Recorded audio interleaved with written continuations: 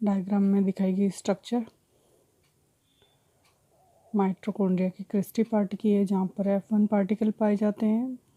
F1 particle की हमने last video के अंदर F1 पार्टिकल के जो कॉम्प्लेक्स होते हैं, चारों कॉम्प्लेक्स में पाए जाने वाले एंजाइम्स के बारे में हमने पढ़ चुके हैं।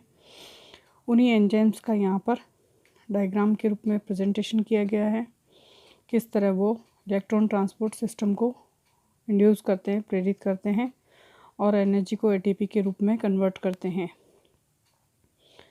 यहाँ पाए जाने वाले enzymes NAD, FAD, coenzyme, cytochrome और यहाँ पर दोनों लिपिड्स लेयर, प्रोटीन लेयर दिखाई गई है।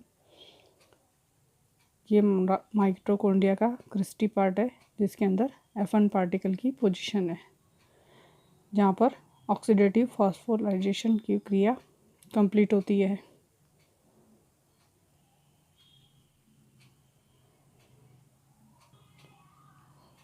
माइटोकॉन्ड्रिया के सेकंड पार्ट के अंदर जो इसका केमिकल कंपोजिशन देखें तो केमिकल कंपोजिशन में 25% इसके अंदर लिपिड्स पाए जाते हैं, 65% प्रोटीन इसके अंदर प्रेजेंट होता है, 5% आरएनए और डीएनए, इसके अलावा विटामिन्स ई इसके अंदर प्रेजेंट होता है। माइटोकॉन्ड्रिया में पाए जाने वाले जो एंजाइम्स हैं वो अलग अलग लेयर्स पे अलग अलग तरीके के एंजाइम्स पाए जाते हैं, उनके बारे में हम डिटेल पढ़ेंगे। आउटर मेम्ब्रेन पे पाए जाने वाले जो एंजाइम्स हैं उनके अंदर monoamine oxidase, NADH reductase, hydroxylase, fatty acid, ligases, ये एंजाइम जो है वो माइटोकॉन्ड्रिया की आउटर मेम्ब्रेन पे प्रेजेंट है। माइटोकॉन्ड्रिया की आउटर चैम्बर के अंदर प्रेजेंट होने वाले जो एंजाइम्स है वो न्यूक्लियोटाइड्स है, डाइफॉस्फेट फास्फोकाइनेज है, डीएनएज है, इसके अलावा एंडोन्यूक्लियस है, 1,5 एंडोन्यूक्लियस, ये है वो आउटर चैम्बर्स के अंदर पाए जाने वाले एंजाइम्स है। इनर मेम्ब्रेन के अंदर पाए जाने वाले जो एंजाइम्स है जो कि इलेक्ट्रॉन ट्रांसपोर्ट पाथवे के अंदर, जैसे आपने अभी डायग्राम देखा था उसके अंदर पाए जाने वाले एंजाइम्स है, जैसे nicotinamide adenine dinucleotide NAD, flavin adenine dinucleotide FAD, diphosphopyridine nucleotide DPN, cytochrome B, C, A3, ubiquinone and coenzyme, इसके अलावा non heme copper iron, succinic dehydrogenase enzyme, इसके अलावा ATP synthesis, succinase, dehydrogenase, beta hydrogenase, oxybutyrate hydrogenase पाए जाने वाले enzymes है जो कि इनर मेम्ब्रेन के अंदर पाए जाते हैं। इसके अलावा जो मैट्रिक्स के अंदर एंजाइम्स पाए जाते हैं, जो मटेरियल पाया जाता है ऑर्गेनिक और इनऑर्गेनिक और एंजाइम्स, उनके बारे में जानकारी दे। यहाँ पर मैलेट डिहाइड्रोजिनेज एंजाइम्स, इसके अलावा आइसोसिट्रेज, इसके अलावा fumarase, aconitase, alpha keto acid dehydrogenase, nucleotides जितने भी टाइप है, कोएंजाइम्स, इसके अलावा potassium, magnesium, biphosphate, chloride, sulphide, एक्टेसिड जो है वो मैट्रिक्स में पाए जाने वाले एलिमेंट्स है। माइटोकॉन्ड्रियल DNA जिसे mDNA भी कहा जाता है, mDNA जो होता है वो सर्कुलर होता है, उसके अंदर जो ग्वानिन और साइटोसिन्स की मात्रा जो है वो एक्स्ट्रा होती है न्यूक्लियर DNA की कंपैरिजन में। इसका मॉलिक्यूलर वेट होता है तो 9 से लेकर 10 लाख तक इसका मॉलिक्यूलर वेट होता है। ये हाई टेम्परेचर पर डीनेचर्ड हो जाते हैं, यानी अपनी प्रकृति को खो देते हैं। इसके प्रोटीन सिंथेसिस और DNA रेप्लिकेशन या डुप्लीकेशन का काम करने में स्वयं सक्षम होते हैं, स्वयं का DNA होने के कारण। इसके अलावा ये इनहेरिटेंस यानी कि वंशागति में भी महत्वपूर्ण भूमिका निभाते हैं। इसके अंदर स्ट्रक्चर्स प्रोटीन्स है वो कोड की जाती है। इसके अलावा माइटोकॉन्ड्रिया में पाए जाने वाले RNA को माइटोकॉन्ड्रियल RNA कहा जाता है। जैसे मैट्रिक्स में 20S units, 16S units, 4S units RNA की पाई जाती है। इसके अलावा इसके फंक्शंस होते हैं माइटोकॉन्ड्रिया के, वो हैं, सबसे पहला फंक्शन है रेस्पिरेटरी ऑर्गन्स का।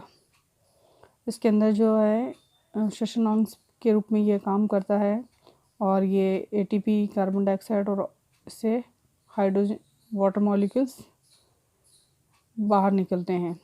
ये फूड का ऑक्सीडेशन करते हैं और जैसे शुगर है, एमिनो एसिड्स है, इनका ऑक्सीडेशन करते हैं और एटीपी इसको स्टोरेज करते हैं और उसकी सिंथेसिस में भाग लेते हैं।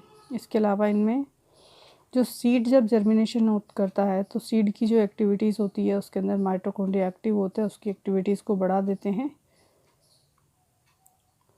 और पांचवा काम है इसमें जो स्पर्म होता है उसके एक्सेल फिलामेंट्स के अंदर स्पर्म की जो मूवमेंट है उसके एड पर उसको इंक्रीज़ करते हैं, तो स्पर्म में माइटोकॉन्ड्रिया पाए जाते हैं। इसके अलावा एग में जो योग प्रोटीन होती है वो स्टोरेज के रूप में योग प्रोटीन में पाए जाते हैं और योग प्लेटलेट्स के अंदर भी ये प्रेजेंट्स होते हैं। माइटोकॉन्ड्रिया मेम्ब्रेन जो होती है उसमें calcium, magnesium, Mg+2, phosphorus, phosphate, ions active transport के अंदर भाग लेते हैं। बायोजेनेसिस देखें तो इसकी उत्पत्ति है कौन कौन सी कहाँ से होती है, तो सबसे पहले जो इसके अंदर बायोजेनेसिस में इसका जीवा जनन मतलब इसकी उत्पत्ति का स्रोत किसे माना गया है, तो इसको प्लाज्मा मेम्ब्रेन से इसकी उत्पत्ति का स्रोत माना है कि अकॉर्डिंग टू रॉबर्टसन, क्योंकि यहाँ पर जो हमने देखा था कि इसकी आउटर मेम्ब्रेन और इनर मेम्ब्रेन और दोनों ही ट्रिपल लेयर होती है, उसमें भी पीएलपी, फास्फोलिपिड और प्रोटीन्स की स्ट्रक्चर्स को यहाँ पर देखा गया है, इसलिए यहाँ पर इसकी जो ओरिजिन है उसको प्लाज्मा मेम्ब्रेन से माना जाता है। इसके अलावा प्लाज्मा मेम्ब्रेन्स के साइटोप्लाज्मिक साइड में ये इनफोल्डिंग से इसका फॉर्मेशन होता है, जैसा मीजोसोम्स के अंदर होता है। मीजोसोम्स का जो फॉर्मेशन होता है उसमें इनफोल्डिंग्स होती है प्लाज्मा मेम्ब्रेन की। इसी तरह यहाँ पर जब बायोजेनेसिस हम माइटोकॉन्ड्रिया का फॉर्मेशन बता रहे हैं तो इसमें कहा गया कि जो प्लाज्मा मेम्ब्रेन है वो इनफोल्डिंग करके और माइटोकॉन्ड्रिया का फॉर्मेशन होता है। दूसरा है कि इसमें प्री एग्जिस्टिंग यानी पहले से उपस्थित जो माइटोकॉन्ड्रिया होते हैं वो थोड़े से इलोंगेटेड हो जाते हैं और मिड में से दब कर दो माइटोकॉन्ड्रिया का फॉर्मेशन कर देते हैं। तो प्री एग्जिस्टिंग माइटोकॉन्ड्रिया ये दिया था लक और क्लैड ने। चौथा टाइप जो दिया था वो प्रोकैरियोटिक ओरिजिन दी थी, कि जो ओरिजिन है इसको अल्टमान ने दिया था। इसके अनुसार जो है प्रोकैरियोटिक ओरिजिन्स के अंदर ये सिम्बायोटिक थ्योरीज को डिनोट करता है। सिम्बायोटिक है मतलब यहाँ पर जो माइटोकॉन्ड्रिया है वो प्रोकैरियोटिक कोशिका के अंदर पहले सिम्बायोसिस के फॉर्म में रहते थे और बाद में धीरे धीरे ये एक कैरेक्टर के रूप में लंबे समय के बाद ये उसके साथ फॉर्म में वर्क करने लगे।